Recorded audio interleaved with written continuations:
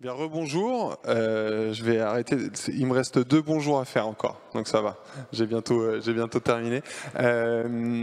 Donc là, on est avec Vincent Stangret, excuse-moi, de Pakeos. On va parler de packaging, mais ce que j'adore, c'est à chaque fois comme ça, quand on découvre les gens, c'est qu'il y a l'air d'avoir bien d'autres choses que du packaging, et ça c'est cool. Donc on te laisse une petite demi-heure et puis après on se fait des questions-réponses. Allez. Parfait. On va faire en petit comité, du coup, format goûter. Je vais vous raconter mon histoire et surtout, on est venu pour parler e-commerce. Donc e-commerce, moi j'ai intégré une société de packaging alimentaire en Alsace, donc en province. Et voilà, en y mettant les mains dans le cambouis, aujourd'hui on a multiplié par 10 le chiffre d'affaires depuis 2014. Et aujourd'hui, on fait plusieurs millions d'euros de chiffre d'affaires. Après, forcément, quand je suis arrivé, il n'y avait pas beaucoup de moyens, donc il fallait redoubler d'ingéniosité justement pour aller chercher et pour pouvoir vendre sur Internet. Pour me présenter vite fait, donc j'étais sportif pro, handballeur pendant 10 ans, donc j'ai un peu bourlingué en France. Ensuite, comme je déborde d'imagination, j'ai créé une plateforme de mise en relation entre joueurs, entraîneurs, clubs, donc, qui est toujours en route aujourd'hui et qui sert à de nombreux clubs. J'ai intégré donc Pakeos.com, qui est une filiale de Schneider Packaging. Donc nous, on est spécialisé dans le packaging alimentaire. Schneider Packaging, c'est plus la branche premium. On a des gros faiseurs, pour ceux qui connaissent un peu Jeffrey Cagne, on a plusieurs meilleurs ouvriers de France dans notre escarcelle de clients. Et donc Pakeos.com qui est la branche e-commerce. Et là on ne fait pas de personnalisation, mais on vend du packaging brut, non logoté. À côté, j'ai monté l'année dernière les bécanes de papy. Ça c'est de la petite promo que je vous fais.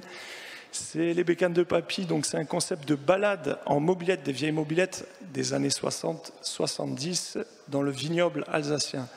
Pourquoi je vous en parle aujourd'hui?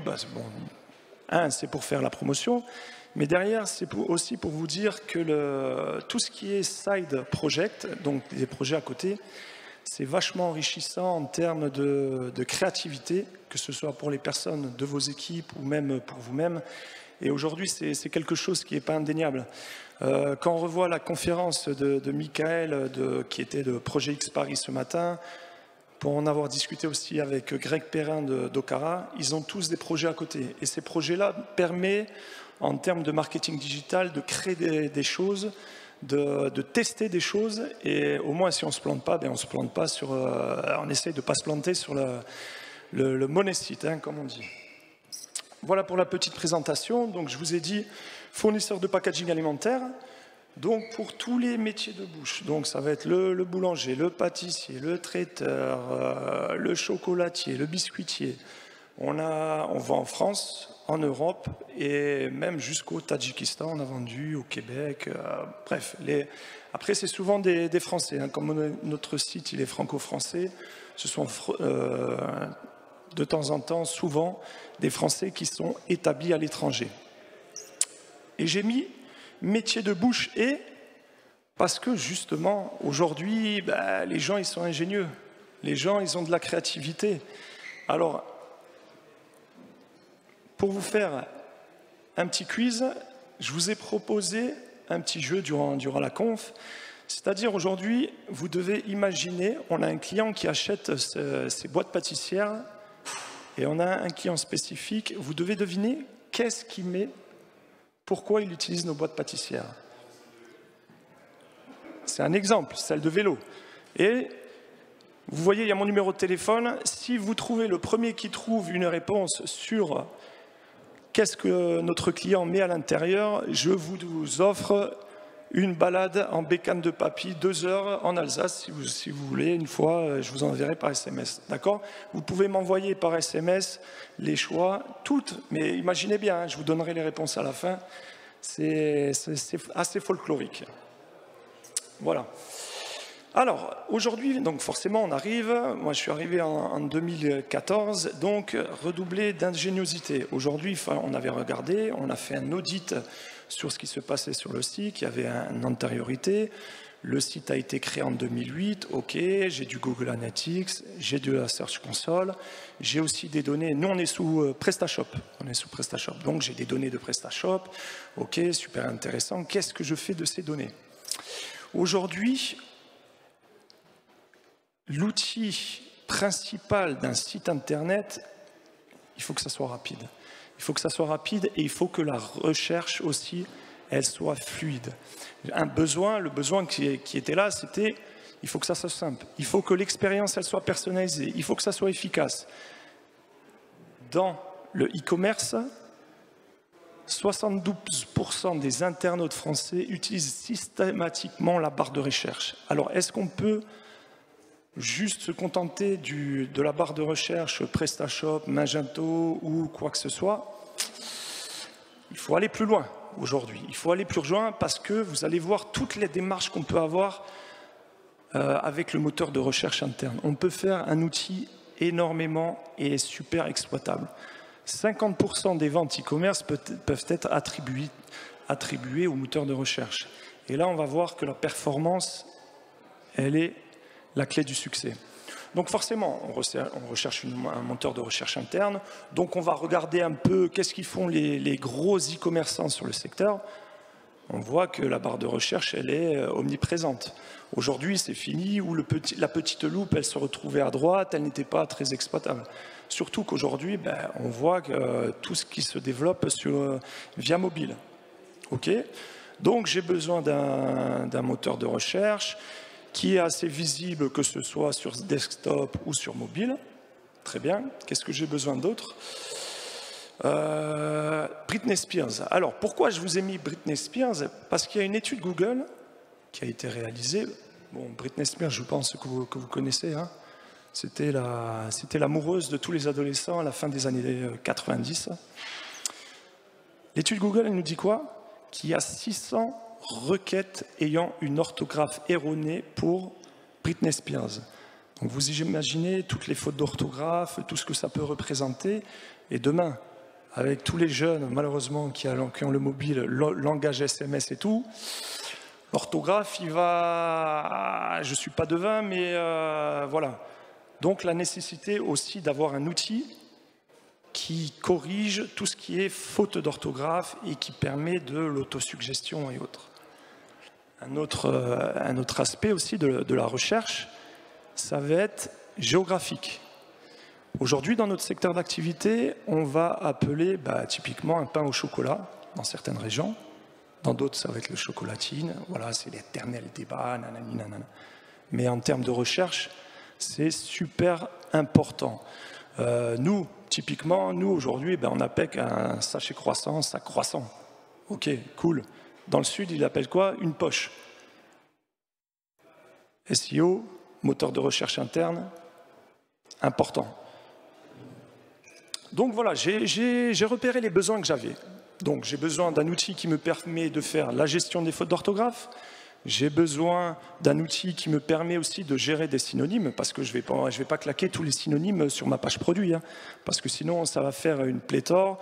Google il va dire ouais, cette page c'est du spam, tac, on va l'enlever. Il faut bien sûr que ça soit rapide et intuitif à l'œil. Et un élément aussi important, personnaliser les recherches. C'est-à-dire que typiquement, dans notre secteur d'activité, on a des bouchers. Les bouchers, ils n'achètent pas la même chose que les boulangers. Donc, qu'est-ce qu'il y a? Ça serait bien de personnaliser justement cette barre de recherche spécifiquement pour métier.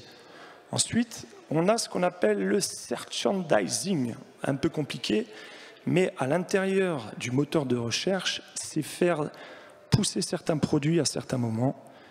On a des facteurs de saisonnalité, pousser certains produits. On a des produits où on fait plus de marge, on va essayer de le pousser un peu plus. Donc ça, aujourd'hui, avec un moteur de recherche natif, pas évident, pas évident. Donc il nous faut une autre solution. Utile pour le SEO, ça va être dans la collecte des données. Collecte des données, ok, j'ai pas mal de recherches qui viennent d'un mot-clé. ah, peut-être c'est pertinent que j'indique aux achats que, attention, là, ça commence à bouger. Et bien sûr, comme on n'est pas des devs, on n'aime pas ça, on n'aime pas que les projets mènent 3, 4, 5 mois, que ça soit un outil facile à installer. Ok, donc chez Pakeos, qu'est-ce qu'on a mis en place? On a mis un moteur de recherche interne qui permet l'autocomplétion. Donc là, déjà, dans les fautes d'orthographe, on est pas mal. Autosuggestion, vous voyez, j'ai tapé juste, j'ai commencé par taper glace, bim, il me met glace, glace soupe, glace souverain, chocolatier glacier. Directement, avec 3 petites lettres, il va m'indiquer, il va m'afficher les produits, typiquement, qui correspondent à la recherche. Et pareil, au niveau des résultats personnalisés, eh bien, on va pouvoir personnaliser ces résultats. Aujourd'hui, je fais plus de marge sur mon produit, le premier produit, bim, je le colle en premier parce que justement c'est le produit que je veux vendre en priorité. Et après on parle de tout ce qui est filtre. Donc la personne a la possibilité de filtrer, d'aller dans une catégorie sur la gauche ou la droite. Ça c'est quelque chose de super important. On va le voir en bas plus tard. Je vous ai mis les statistiques, mais vous allez voir que au début forcément, quand on n'a pas testé, on peut être ouais bon, allez, un moteur de recherche interne spécifique. Mais vous allez voir qu'au niveau des statistiques, c'est quelque chose de super pertinent. Ensuite, je vais vous parler de Searchandising. Searchandising, c'est quoi? C'est la possibilité de mettre à l'intérieur de cette barre de recherche, justement, des encarts publicitaires. Nous, typiquement, vous voyez, j'ai tapé boîte. Dans la boîte gâteau carré blanche, on a toutes les déclinaisons. On a 30 tailles de boîtes. Comment je peux faire sortir un produit que je viens de mettre en ligne? Eh bien, bim, je claque une petite bannière, découvrez la boîte pâtissière, hauteur 18 cm, et ça, je veux qu'elle apparaisse pendant 1 mois. Avec l'outil qu'on a, on a la possibilité de justement dire, de cette date à cette date, je veux que cette bannière, elle apparaisse. Uniquement sur les termes de recherche qui sont associés à cette page. Et là, vous pouvez le faire indéfiniment sur tous les produits. Vous avez des produits saisonniers, nous typiquement on a des produits de Noël, on a des produits de Pâques, bim, on va les monter au bon moment. Ça permet de booster aussi tout ce qui est promotion. Ok, cet outil, si vous le connaissez et si vous l'utilisez, c'est DoFinder. DoFinder qui permet avec son intelligence artificielle d'aller rechercher justement la typologie de clients. On sait que les clients, ils ont une appétence pour certains produits. Ils vont remonter avec l'intelligence artificielle les produits qui sont adaptés au client qui est en face. Et vous voyez qu'il y a différents... Là, je vous ai mis les autres fonctionnalités. Donc, on a parlé d'autocomplétion. Aujourd'hui, il y a aussi... Bon, ça, j'ai pas assez de recul, j'ai pas assez de chiffres sur le mobile, le voice search. Je sais pas si c'est bien utilisé, mais après, en tout cas, vous verrez que les différentes fonctionnalités nous ont permis de performer dans la recherche et à partir du moteur de recherche interne. Donc, DoFinder, D-O-O-F-I-N-D-E-R. J'ai aucune action chez eux. Je voulais vous le présenter parce que c'est quand même assez costaud et on en est pleinement satisfait. Et aujourd'hui, on a une interface qui nous permet d'avoir une pléthore d'informations sur justement après comment on peut personnaliser notre barre. Donc Dynamic Re-Ranking, Custom Result, on peut vraiment affecter en fait des pondérations en fonction des produits. Donc ça c'est le tableau de bord DoFinder, je vous ai mis sur une période. Donc on a le tableau de bord avec le nombre de recherches, le CTR qui est quand même intéressant, 91% de clics sur les recherches, sur les recherches réalisées. Et après, on a le facteur de conversion qui est vraiment pas mal. Nous, on est dans notre secteur d'activité, on est en B2B. Les clients font des recherches, puis mettent dans des paniers, puis reviennent 2 jours après, remettent dans le panier. On n'est pas sur l'achat impulsif. Donc voilà, c'est des notions qui sont super importantes et super intéressantes. Ça, c'est le complément du tableau de bord DoFinder. Donc, sur le côté, vous avez les top recherches, les top clics. Et là où c'est intéressant, c'est les top opportunités et les no results. Vous voyez, sur cette période, on voit qu'il y a 90 et 45 recherches sur des produits que nous n'avons pas. D'accord ? le moteur de recherche interne, il a quand même affiché des produits connexes en fonction de la typologie qui a été cherchée. Mais ça, typiquement, vous voyez, nos résultats, on va aller quoi? On va appeler notre service achat et on va dire, attention, là, il se passe quelque chose. Là, ça serait intéressant que tu recherches des produits qui sont associés parce que ça commence à bouger. Typiquement, voilà, on a vu l'essor des bubble tea il y a 1 ou 2 ans. Ça va dans tous les sens, et bien directement, bim. Et c'est là où je vous dis que pour le SEO, c'est intéressant, c'est que derrière ces termes, ok, mais on a des produits qui sont associés à ces termes.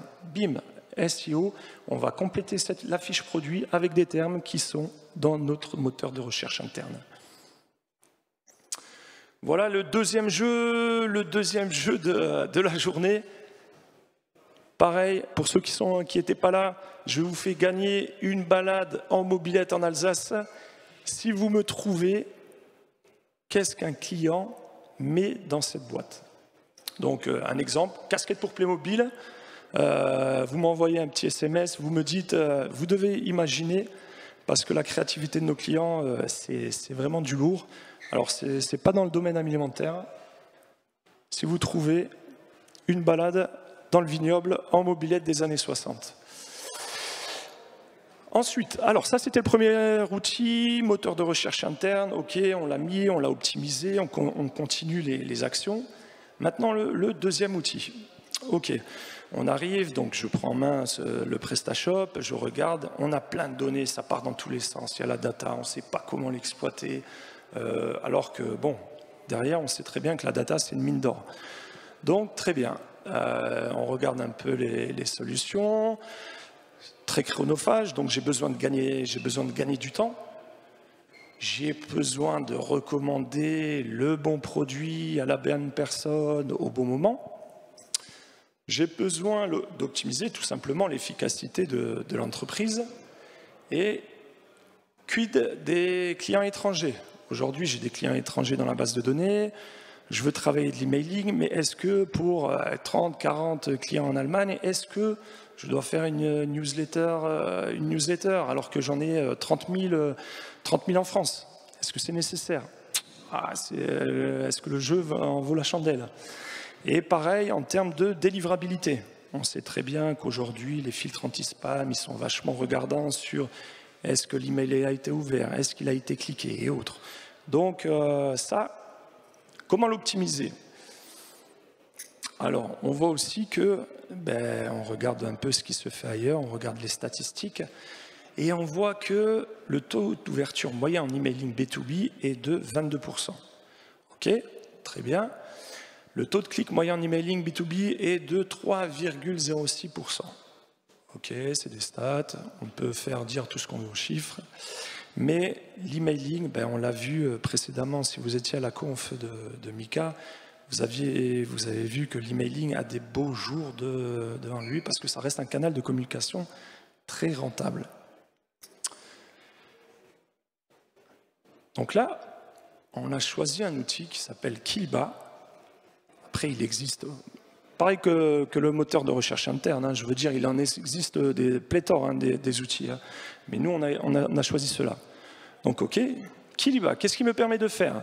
Recommander les bons produits avec l'intelligence artificielle, c'est-à-dire qu'il va regarder justement...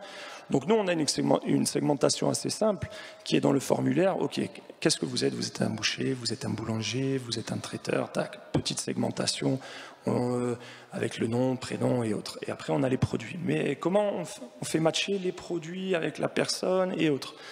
Eh bien, Kiliba le fait avec l'intelligence artificielle. Il va aussi gérer la pression marketing, c'est-à-dire que nous, on a des clients typiquement qui viennent toutes les semaines. Ils viennent toutes les semaines, ils viennent tous les mois. On a une certaine récurrence. Bon, alors après, est-ce qu'on va le shooter toutes les semaines avec la solution? C'est pas une solution. Donc c'est là où l'intelligence artificielle, elle prend tout elle prend toute sa résonance, parce que c'est là où c'est intéressant. Et elle permet aussi une segmentation avancée, c'est-à-dire qu'elle va connaître de mieux en mieux, et au fur et à mesure, avec l'historique des clients, elle va connaître de mieux en mieux la segmentation, et elle va pouvoir épurer sa segmentation. Donc qu'est-ce que fait Kiliba? C'est des choses relativement basiques, mais on va voir que par les statistiques, des fois, Il ne faut pas chercher bien loin, mais ça permet de remonter et de faire des choses très intéressantes. Donc, Kiliba, quand on le plug avec le PrestaShop, il va chercher justement toutes les informations. Et derrière, il va pouvoir permettre de créer et de rédiger les emails. Est-ce qu'on a besoin de... vous connaissez aujourd'hui les artisans, ils n'ont pas le temps, clairement. Ils ont les mains dans la farine. Ils n'ont pas besoin de belles newsletters avec la personne qui gère la pizza comme ça avec son doigt et tout. Eux, ils veulent du concret, ils veulent du tarif, il faut que ça aille au but. Donc aujourd'hui, nous, Kiliba, ça nous va très bien.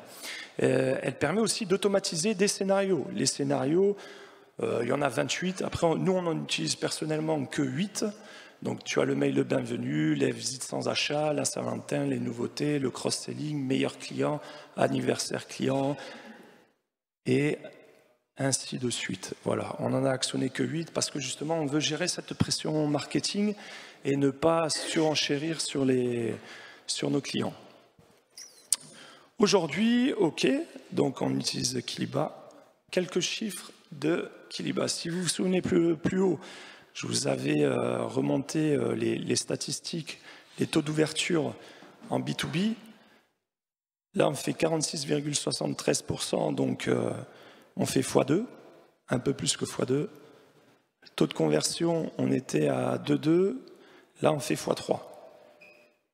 Ça, c'est un outil qui est mis en place 10 minutes et qui marche tout seul. Donc là, je vous ai mis sur une période. Là, le taux des inscriptions, il est un peu élevé.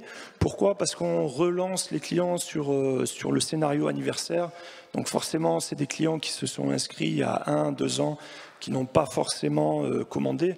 Donc c'est pour ça qu'il est élevé. En général, on est plus aux alentours de 0,2, 0,3. Hein. Mais en tout cas, vous voyez 2 outils. Le premier outil qu'on a vu, DoFinder, le moteur de recherche interne. Là, Kiliba, pareil, qui utilise aussi de l'intelligence artificielle et qui permet derrière de nous décharger parce que c'est un gain de temps considérable. En complément, on fait quand même une newsletter par mois avec les nouveautés des produits et autres, quelque chose de plus générique. Mais Kiliba est forcément super plus poussé. La Google Search Console, malheureusement, il y a Greg qui vient de venir dans la place et il est calé sur la Google Search Console, donc je ne vais rien lui apprendre. Mais la Google Search Console, ça doit être votre ami. Aujourd'hui, si vous gérez les choses comme le SEO ou si vous avez des équipes qui gèrent le SEO, c'est une mine d'informations quand vous allez chercher les informations où ça va bien. Donc la Google Search Console, qu'est-ce qu'elle permet?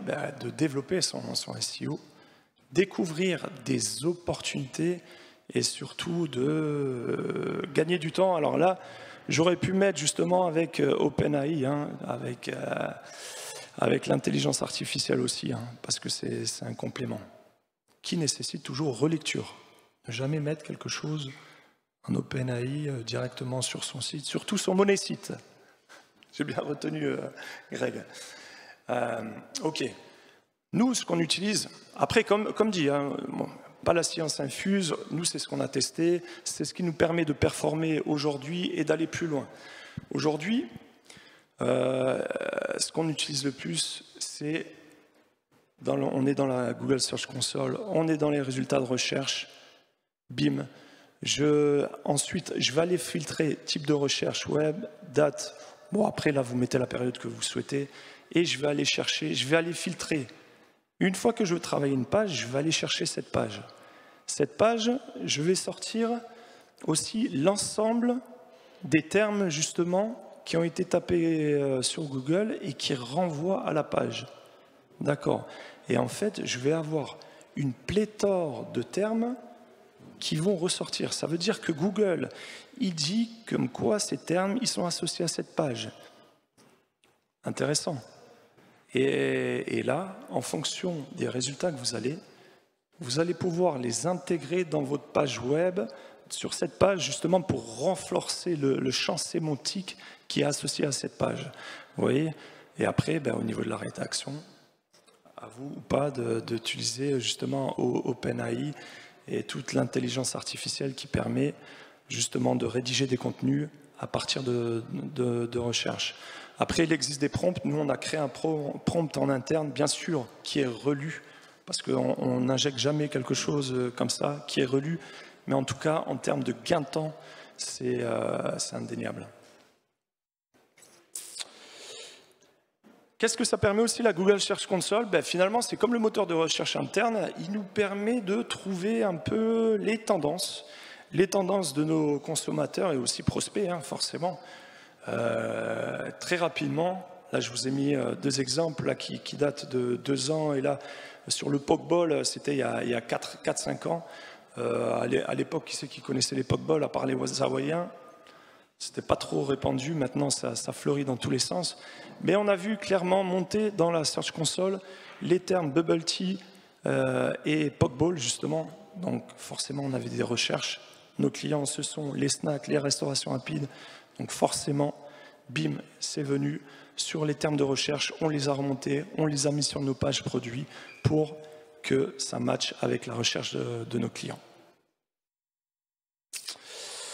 Les photos. Alors, souvent, je sais qu'en tant qu'e-commerçant, on utilise les photos des fournisseurs. Donc, ça, c'est une aubaine pour nous. Parce que quand on recherche des fournisseurs, on va aller sur le site du concurrent, clic droite, il va nous montrer, et direct, on va être redirigé vers le fournisseur qui va bien.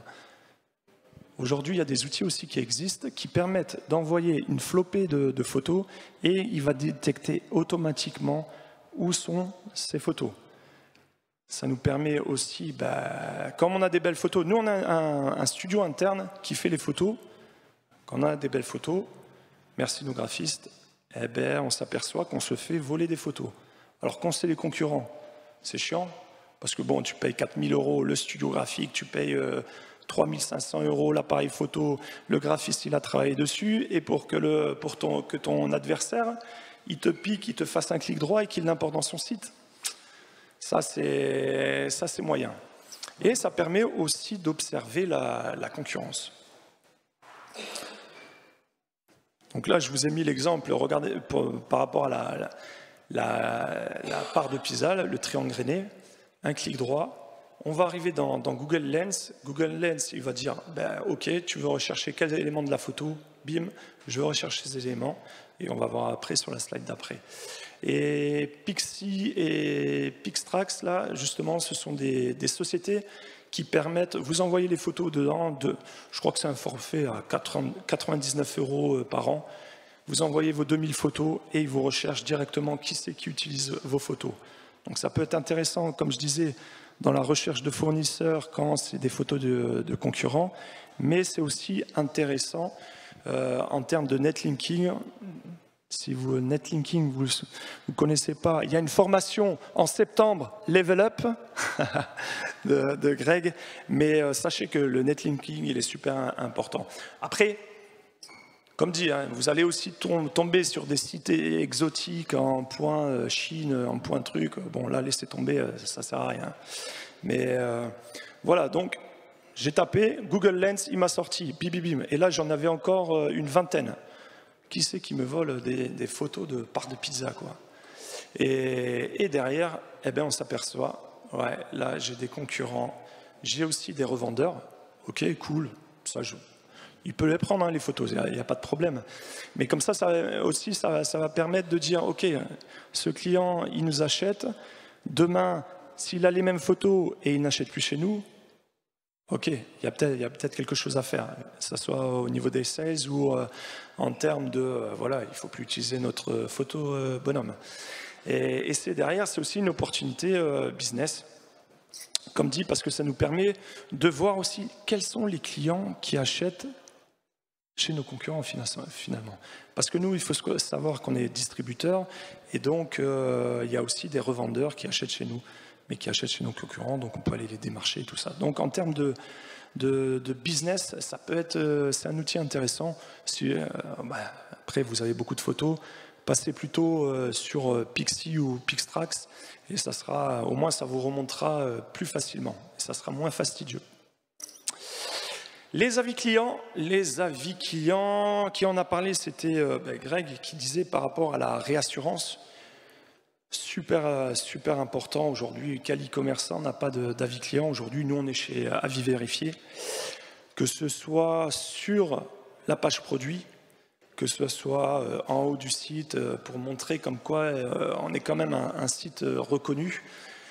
Mais est-ce qu'on n'utilise que ça? Ça serait un peu trop facile de dire, ah ben finalement, bon, on aime bien les solutions qui marchent toutes seules, on a vu avec l'intelligence artificielle, mais est-ce que les avis clients, est-ce qu'on ne pourrait pas aller plus loin? Est-ce qu'il n'y a pas une histoire à raconter?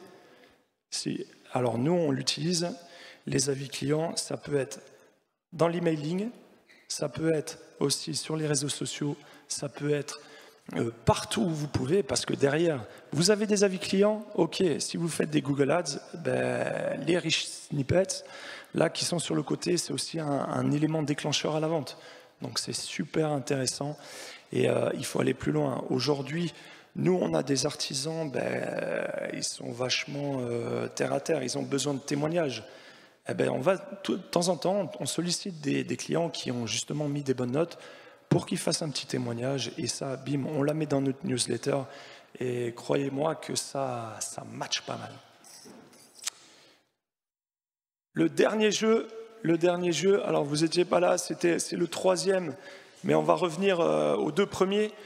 Donc vous devez imaginer le jeu, un client nous a acheté ce produit, quel type de produit justement il met dedans. Donc ça n'a rien à voir avec l'alimentaire. Si vous trouvez, je vous offre un tour en bécane de papy, balade sur la route des vins en cyclo des années 60. Donc on avait ça, on avait aussi la boîte pâtissière et on avait aussi la boîte nuggets. Donc si vous avez des suggestions, je suis preneur.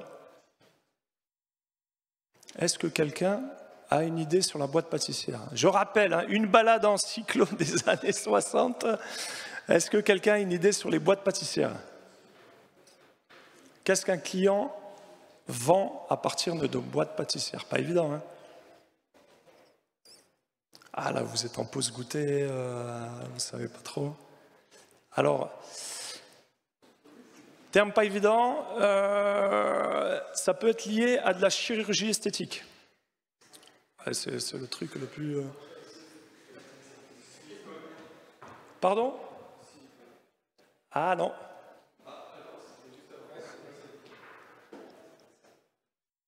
Non, chirurgie esthétique. Alors non, c'est homme-femme, homme-femme.